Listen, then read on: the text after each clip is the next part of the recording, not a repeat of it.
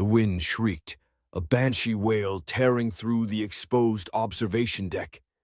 Rain lashed horizontally, stinging Alex's face even through the reinforced glass. Below, the churning slate-gray expanse of the Atlantic was a terrifying symphony of destruction. Waves the size of small buildings crashing against each other, throwing spray hundreds of feet into the air. "Still nothing, Commander," a technician's voice crackled over the intercom, tinny against the storm's roar. "The energy fluctuations are localized to the eye, but it's a hurricane, sir. Everything's fluctuating."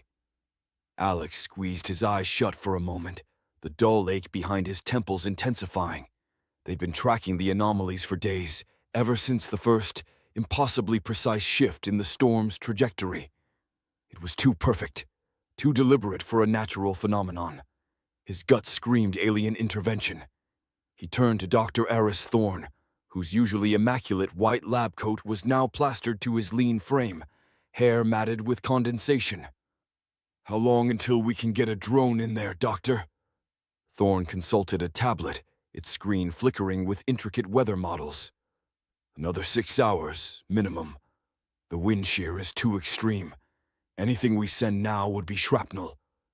He looked up, his eyes, usually alight with scientific curiosity, held a glint of fear. "You really think they're trying to direct it?" "Direct it, weaponize it, I don't know," Alex muttered, peering back out at the tempest. "But this isn't nature, Aris. Not anymore. The way it's intensifying, the rapid pressure drops, it's being pushed."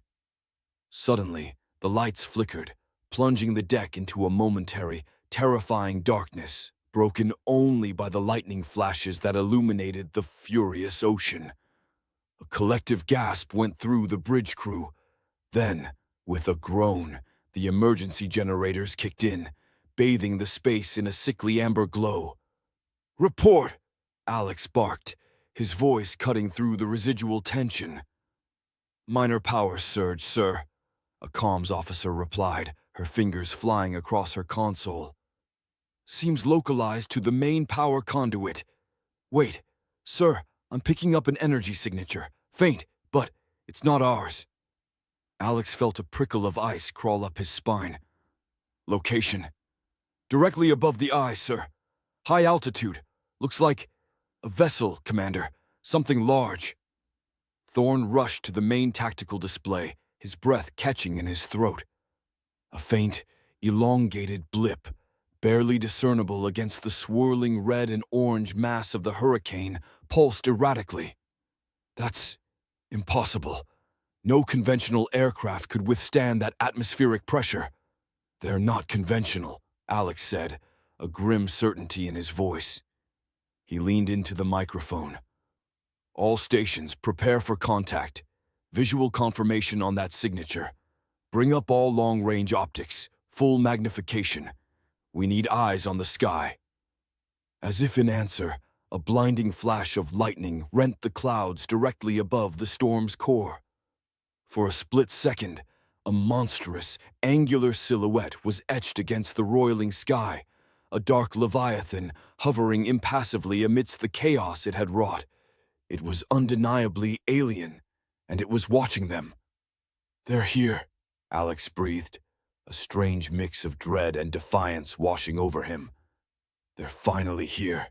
The colossal door, hewn from what looked like a petrified ancient tree, groaned open with a deep, resonant rumble, revealing an interior bathed in a soft, golden light.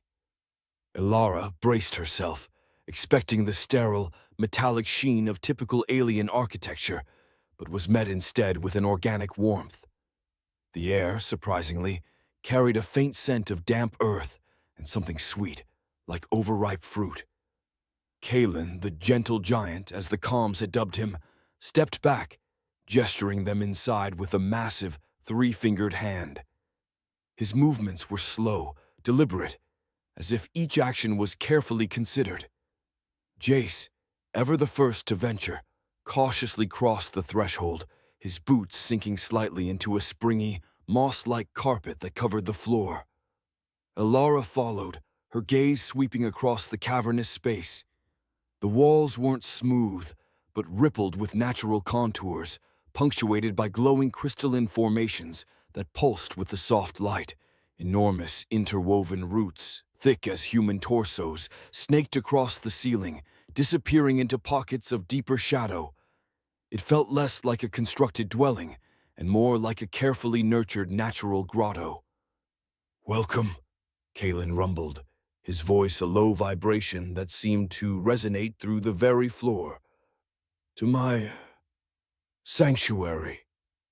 He moved towards a large, rough-hewn table, its surface covered in an array of botanical samples, intricate ferns, iridescent fungi, and pulsating pods that emitted faint, rhythmic glows. A small, multi-limbed creature, no bigger than Jace's fist, scuttled from beneath a pile of leaves, its compound eyes blinking curiously at the newcomers before darting away. Jace, his usual bravado tempered by genuine awe, pointed to a shimmering, translucent vial on the table. "What's that?" Kalen carefully picked it up. "A nutrient blend for the bioluminescent lichen. They are sensitive to atmospheric shifts." He looked at them, his large, dark eyes holding a surprising depth. "Your arrival, it has stirred the currents here, the world outside. It sings with a different energy now." Alara felt a prickle of unease. "You mean the storms?" Kalen nodded, a slow, deliberate motion. "The planet is reacting. Your species, it thrives in such turbulence. A fascinating adaptation." He moved to a small, glowing pool, its surface swirling with faint currents. "We sought to harness the atmospheric chaos, to understand its raw power. But your people, you are the chaos." A sense of dread tightened in Alara's stomach. The implications of his words were clear. They had miscalculated. Not only had they failed to weaponize Earth's storms, but they had inadvertently awakened something within humanity, a primal connection to the very forces they sought to control. Jace, sensing her tension, placed a reassuring hand on her arm. The gentle giant, with his quiet observations, had just laid bare the true cost of their ambition. The air thickened, a palpable dread pressing down on the city. Elias, usually so calm, paced the observation deck, his gaze fixed on the churning horizon.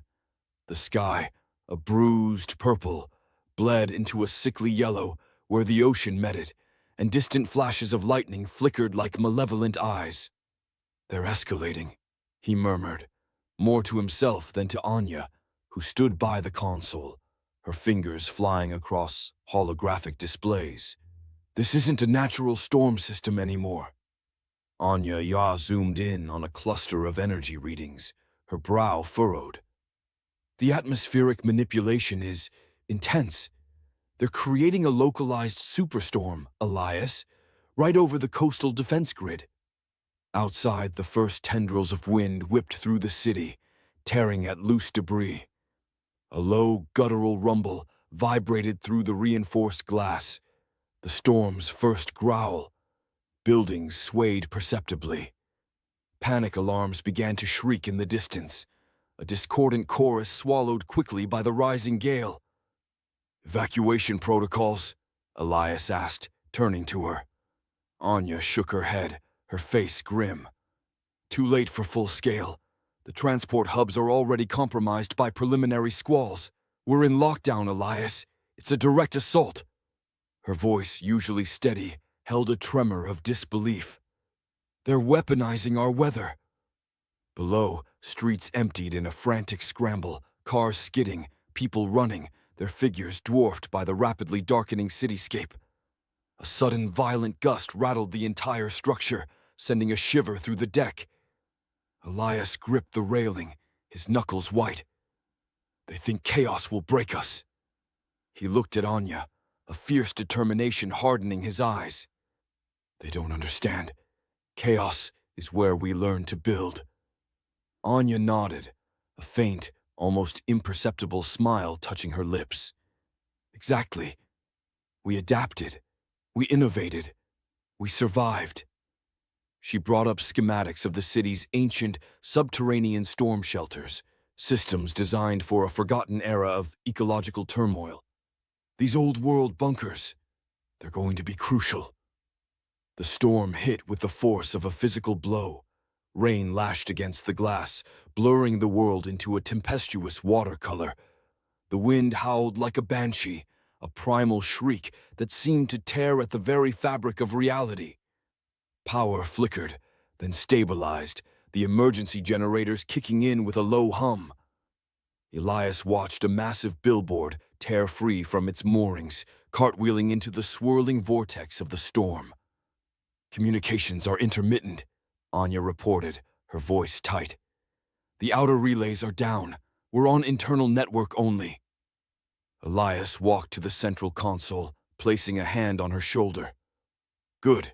We'll coordinate from here. They want to fight in the dark? We'll give them one." He looked out at the raging maelstrom, a strange sense of exhilaration mixing with the dread. The storm was here, and so were they. The wind, a banshee wailing, tore at the makeshift tarp covering the gaping hole in the roof. Rain, thick as liquid lead, hammered against the remaining shingles, each drop a percussive reminder of their precarious situation. Elara's breath plumed in the frigid air as she cinched the last rope, her muscles screaming in protest. Below, in the flickering lamplight, the twins huddled, their wide eyes reflecting the nervous energy of the adults. "That's the best we can do for now," Jack said, his voice raspy from shouting over the gale. He wiped a hand across his mud-streaked face, his gaze sweeping over the damage. "The northern wall won't hold much longer if this keeps up." A low groan from the house punctuated his words. A new crack, jagged and angry, spider-webbed across the plaster above the fireplace. Fear, cold and sharp, pricked at Elara's resolve. This wasn't just a storm, it was a siege. Suddenly, a knock, hesitant but firm, echoed above the tempest's roar. Elara and Jax exchanged a bewildered glance. Who would be out in this? Jax cautiously approached the splintered door, his hand hovering over the latch. He pulled it open a crack. Standing on their porch, drenched and shivering, were three figures, not humans. Their skin, a mottled gray-green, shimmered faintly even in the dim light. Their eyes, large and obsidian, held a strange mixture of apprehension and determination. One of them, taller than the others, clutched a bundle of what looked like tightly woven synthetic fabric. We heard your distress signal," the tallest one rasped, their voice a series of clicking sounds underlaid with a surprisingly melodic hum. "We are of the Xylosian fleet. Our scans indicated severe structural compromise. We wish to assist." Elara stared, dumbfounded. Aliens, here, offering help. Her mind raced, sifting through the years of hushed government warnings about these very beings, the ones who had been observing Earth's weather patterns with such intense, unsettling curiosity. Weaponizing storms, the whispers had said. Yet here they were, in the flesh, offering aid. Jax, ever the pragmatist, stepped forward. "You're from the fleet observing our weather?" he asked, a hard edge to his voice. The Xylosian nodded slowly. "Indeed, we underestimated your world's resilience. We observed your capacity to adapt, to innovate, even in the most extreme conditions. Your tenacity is quite remarkable." They gestured with a multi-jointed hand towards the fabric. "This material is designed for rapid structural reinforcement. It is wind-resistant, water-repellent, and self-adhering." Elara felt a flicker of hope, bright and defiant, against the storm's fury. The irony wasn't lost on her. The very beings who had perhaps sought to exploit their planet's chaos were now offering a lifeline. It was a bizarre, almost comical twist, yet the urgency of their situation eclipsed suspicion. "Show us," she said, her voice stronger than she expected. "Show us how it works." The Xylosians, without another word, began to unroll the shimmering fabric. Its surface pulsed with a faint, internal light, illuminating their strange, capable hands as they demonstrated its properties. The storm raged outside, but inside, a new, unexpected alliance was forming, forged in the crucible of chaos. The observation deck of the Ethel hummed with a low thrumming, a counterpoint to the distant, rhythmic pulses emanating from the earth below. Commander Zillow, his multiple optical sensors narrowed in concentration, watched the swirling vortex of Hurricane Gideon. He ran a digitated hand over the smooth, cool surface of the holographic display, zooming in on the storm's eye. "The energy signature remains anomalous," he murmured, his voice a low rumble in the cavernous space. Beside him, Ensign Lyra, her slender frame almost swallowed by the control chair, adjusted a series of intricate dials. "Anomalous and persistent, Commander. Our atmospheric manipulators should have dispersed it by now. The kinetic force absorption is minimal." Her frustration was evident in the slight tremor of her antennae. Their mission, to harness Earth's volatile weather for strategic defense, was proving far more complex than initial projections. Gideon, rather than weakening, seemed to be drawing on their attempts to subdue it, growing in intensity. "Run the simulations again, Lyra. Focus on the human response data. How are they surviving this amplification?" Xylo's gaze flickered to a small, isolated cluster of light on the landmass beneath Gideon, a human settlement. Their thermal signatures were robust, their movement patterns surprisingly agile. Amidst the simulated devastation, their efforts were unwittingly unleashing. Lyra's fingers danced across the console. Images of human dwellings, resilient against gale-force winds, flashed across a secondary screen. Then a particularly baffling video loop appeared. A group of humans, clad in brightly colored protective gear, actually running through the torrential downpour, seemingly engaged in some form of competitive activity. One figure, small and agile, leaped over a displaced street sign with an almost joyful exuberance, splashing through a knee-deep torrent. Their physiological response to heightened atmospheric chaos is counterintuitive, Lyra reported, her voice laced with growing bewilderment. Instead of seeking shelter, a significant percentage are adapting, even thriving. We're seeing increased neural activity, elevated adrenaline levels, and enhanced cognitive function in the very heart of the storm. It's as if the chaos invigorates them. Xylo's sensors widened, reflecting the flickering data. Incredible. Our attempts to weaponize their storms are inadvertently strengthening them, making them more resilient, more alive. He gestured toward Gideon, now a monstrous gyre of wind and rain. "They don't fear the chaos, Lyra. They embody it." A chilling realization settled upon the commander. They hadn't found a weakness to exploit. They had stumbled upon the very forge of human evolution. The wind, a banshee shriek, tore at the makeshift shelter. Rain, thick as gravel, hammered the metallic sheets, threatening to peel them back like a fruit skin. Inside, the flickering emergency lights cast long, dancing shadows, distorting the familiar faces of Alara, Jax, and even the usually unflappable Dr. Eris. Their comms crackled with static, the distant reports from other outposts sounding like garbled whispers from a dying world. "The sensor readings are off the charts," Dr. Eris muttered, his eyes glued to a holographic display. Red tendrils snaked across a map of the western seaboard, converging on a single massive point. "The energy signature. It's unprecedented. This isn't just a storm, Alara. This is a manufactured cataclysm." Jax gripped the hilt of his pulse rifle, his knuckles white. "Manufactured by who? The Cathar. They've never deployed anything this powerful before." Suddenly, the ground beneath them shuddered violently, a deep, resonant rumble that vibrated in their bones. The emergency lights flickered, plunged them into momentary darkness, then sputtered back to life. A low, guttural roar echoed through the din of the storm, a sound so immense it felt less heard and more felt. It was a primal, ancient sound, one that spoke of impossible scale and unbridled fury. Elara's breath hitched. "That's not the wind, is it?" "No," Dr. Eris breathed, his face pale. The holographic display glitched, then a single colossal image resolved itself. A towering, amorphous storm system, miles high, its base swirling with an unnatural luminescence. Within its eye, a faint, almost imperceptible outline began to form, a shape too vast to comprehend. "They didn't just create a storm," Jack said, his voice barely a whisper.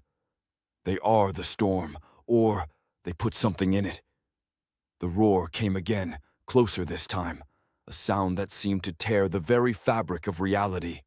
The shelter groaned, threatening to buckle. Dust rained from the ceiling. Elara felt a strange, almost defiant surge of adrenaline. This wasn't like any Cathar attack they'd ever faced. This was a direct challenge to their very existence, a weaponization of the very chaos humans had learned to not just survive, but to thrive within. "We need to get to the core monitoring station," Elara declared, her voice firm despite the tremor in the ground. "If we can't stop it, we have to understand it. There has to be a weakness, a way to disrupt their control." Jax nodded, his grim expression resolute. "Lead the way, Captain." The giant roared once more, a symphony of destruction, and Elara knew their fight had just truly begun. The wind shrieked a banshee's cry, tearing at the makeshift shelter. Rain, thick as hammered glass, obliterated the distant alien platforms, reducing them to shimmering distortions in the deluge. Kalen braced against the lurch of the earth, the ground vibrating with a deep, resonant hum that spoke of forces beyond their comprehension. Around him, the other refugees, a motley collection of scientists, engineers, and a surprising number of hardened survivalists, huddled closer, their faces etched with a mixture of fear and grim determination. "They're trying to weaponize the Category 5, Der Aris's voice, though strained, cut through the din. "But they're miscalculating." Her eyes, usually so sharp and analytical, held a flicker of something akin to awe. "It's like trying to harness a supernova with a teacup." A sudden jarring crack echoed overhead, followed by a shower of sparks from the exposed conduits. Panic flared, but before it could take hold, a grizzled old-timer named Silas, a man whose face was a roadmap of past storms, was already clambering onto a precarious perch. "Just a loose connection, folks. Nothing we ain't seen before." His weathered hands, surprisingly nimble, worked with practiced ease, tightening the frayed wires even as the wind tried to rip him from his footing. Kalen watched him, a strange thought blooming in his mind. The aliens, for all their advanced technology, understood control. But storms weren't about control. They were about adaptation. Survival wasn't about stopping the chaos, but about dancing with it. He remembered his grandmother humming old folk songs as a tornado siren wailed, her hands steadily kneading dough. "The energy readings are spiking," a younger technician, Lena, gasped, her fingers flying across a battered console. "Their containment fields are rippling. It's too much for them." Just then, a monstrous wave, taller than any building, slammed into the coastline, sending a tremor through the very ground they stood on. The shelter groaned, but held. Through a reinforced viewport, Kalen saw the alien platforms, previously so formidable, begin to list. One of the central pylons buckled with a sickening metallic shriek, spraying debris across the churning ocean. The aliens, who had sought to master the storm, were being swallowed by it. A cheer, ragged but heartfelt, erupted. It wasn't a cheer of victory, not yet, but of defiant resilience. Silas, back on solid ground, wiped rain from his eyes, a faint smile playing on his lips. "Told you," he grunted. "You can't cage a wild thing." Kalen felt a surge of something primal. This wasn't just about surviving, it was about proving a fundamental truth. They weren't just enduring the chaos, they were part of it. And in that moment, he knew the aliens had made a profound mistake. They had underestimated humanity's oldest companion, the untamed heart of Earth. The wind shrieked, a banshee wail tearing through the exposed observation deck. Rain, driven by an unseen force, hammered against the reinforced plasteel windows, each drop a tiny, sharp projectile. Kalen clutched his data slate, his knuckles white as he watched the monitor. The holographic projection shimmered, depicting a Category 5 hurricane, codenamed Tempest Prime, churning just off the Floridian coast. It wasn't a natural storm. The precise, almost geometric patterns of its atmospheric pressure lines, the unnatural consistency of its wind speeds. It was the Cathar, their latest attempt to weaponize Earth's climate. "Estimated landfall in T-minus 2 hours, Yorick's voice crackled over the intercom, surprisingly calm given the circumstances. "Evacuation protocols are stalled. Local human authorities are refusing to abandon coastal cities en masse." Kalen scoffed, a bitter sound lost in the storm's howl.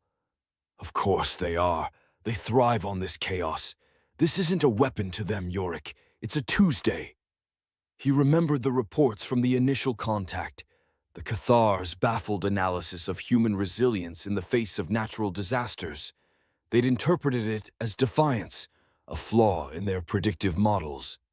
Now they were trying to break that defiance with an artificial cataclysm. A sudden lurch sent Kalen stumbling, his hand flying out to steady himself against the console. The deck lights flickered, casting grotesque shadows that danced with the storm's fury. On the monitor, a new anomaly appeared. Small, swift vessels, barely visible against the colossal waves, were heading into the hurricane's eye. Rescue boats, fishing trawlers repurposed. "Are they insane?" Yorick asked, his voice now laced with genuine bewilderment. "They're actively sailing into the most dangerous part of the storm."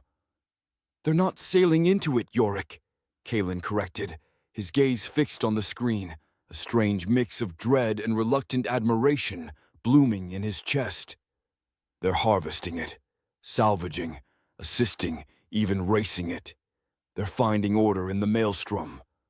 He zoomed in, identifying the telltale glint of specialized tracking equipment on one of the larger vessels. Storm chasers, scientists, adrenaline junkies, all of them drawn to the heart of the beast. The Cathar's weaponization algorithms had failed to account for this. They had predicted panic, mass exodus, societal collapse. Instead, humanity was deploying its own form of chaos engineering. One of the vessels, a hardy research catamaran, suddenly veered sharply, deploying a tethered drone directly into the storm's updraft. On Kalen's screen, a new data stream flickered to life. Atmospheric pressure readings, wind shear velocities, humidity levels, all being fed not to the Cathar, but to Earth's own meteorological networks. "They're gathering data," Kalen murmured, a chilling realization dawning on him. "They're not just surviving it, they're learning from it, improving from it." The Cathar's carefully constructed tempest, designed to shatter human will, was instead becoming a vast, unwilling laboratory, a training ground, a lesson not for humanity, but for the very aliens who had unleashed it. The storm raged, but within its fury, human ingenuity, resilient and audacious, was already charting its next move. And it was terrifying. The wind, which had shrieked and clawed at their refuge for what felt like an eternity, finally relinquished its hold. A profound quiet descended, broken only by the drip of rainwater from battered eaves and the distant groan of tormented metal. Inside the bunker, the air, thick with the smell of damp earth and stale fear, felt suddenly lighter. Elias pushed himself up from the cot, his joints protesting with a dull ache. Across from him, Anya was already testing the reinforced door's seal, a small flashlight beam dancing over the intricate locking mechanism. "Think it's safe?" she murmured, her voice hoarse from disuse. He ran a hand over his stubbled chin. "Safe as it's gonna get. The pressure's equalized. That's a good sign." He moved to the small, circular viewport, its armored glass opaque with mud and debris. Even so, the diffuse gray light filtering through suggested dawn, or at least the cessation of the perpetual twilight the storm had imposed. Anya wrestled with the final bolt, a grunt of exertion escaping her. The heavy door swung inward with a creak, revealing a scene of utter devastation. Trees lay splintered like kindling, their roots torn from the earth. The once familiar landscape was a tableau of shredded foliage and churning, muddy water. The air, though calm, was heavy with the scent of ozone and wet earth. "Holy, what did they do?" Anya whispered, stepping out onto the sodden ground. The wind had stripped everything bare, revealing the skeletal remains of what had been a vibrant forest. Elias followed, his eyes scanning the horizon. The sky, a bruised purple-gray, was still roiling with residual energy, but the violent core of the storm had passed. They amplified it, that's what. Took a hurricane and turned it into this. He pointed to a jagged scar in the earth, a deep trench carved by the sheer force of the wind, extending for hundreds of meters. Pure kinetic force, directed. As they navigated the treacherous debris, their boots sinking into the saturated soil, a flicker of movement caught Elias's eye.